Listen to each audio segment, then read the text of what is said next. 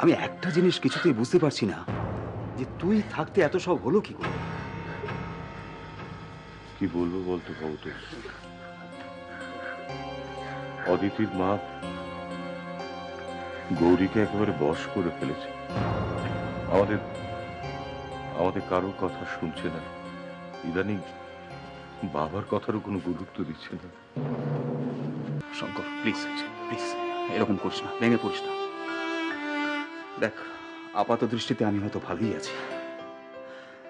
বিক্রম সপ্তাহে 2 দিন করে আসে এই নার্সিংহোমের জন্য।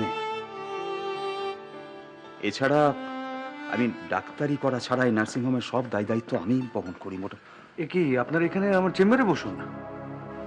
সঞ্জু আর রুমন কোথায় বিক্রম? ওদেরকে বাড়ি পাঠিয়ে দিয়েছি। খুব ভালো করেছো। বিক্রম, বিক্রম বাবা কেমন আছে বিক্রম? আঙ্কেল, আমি জানি অবস্থা ক্রিটিক্যাল, কিন্তু চিন্তা করবেন না, আমি তো আছি। আপনার প্লিজ আমার চেম্বারে গিয়ে বসুন। আমি একজন পেশেন্টকে দেখে এক্ষুনি আসছি। হ্যাঁ শিওর। আয় আয় আয় শঙ্কর, আয়। আশ্চর্য, এইমাত্র ফোনে আমার সঙ্গে কথা বললো, কিন্তু এখন তো দেখছি ওনার সুইচ অফ। তাহলে কি হয়েছে বড়বাবু, আপনি এরকম করছেন?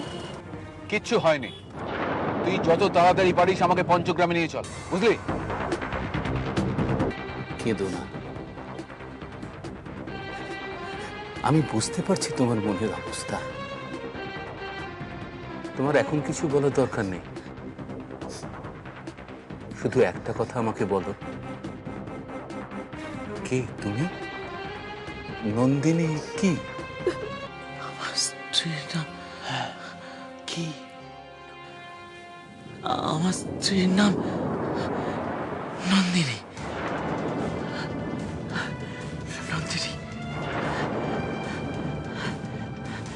আবার বলো। আমার স্ত্রীর নাম নন্দিনী।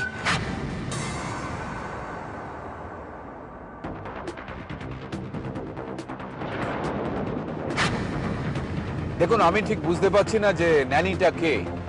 নানি, নানি আমার মেয়ে নানি নন্দিনী।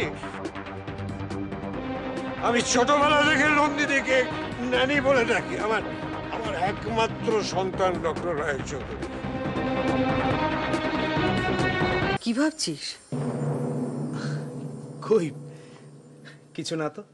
কিরে, কাল রাত্রে কিছু খেলি না, আজকে খেতে চ। আয়। মা,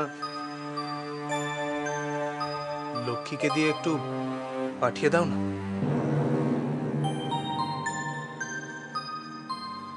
ঠিক আছে। মা, মা, নন্দিনী কোথায়?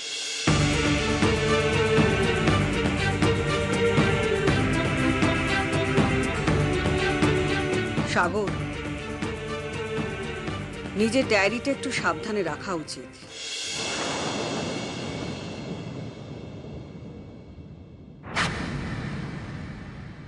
ওটা সবার পড়ার জন্য নয়। তুমি এখানে কেন এসেছো? আমি আমি তোমাকে নিয়ে যেতে এসেছি শর্মিলা। আমার সাথে এত বাজে ব্যবহার করার পর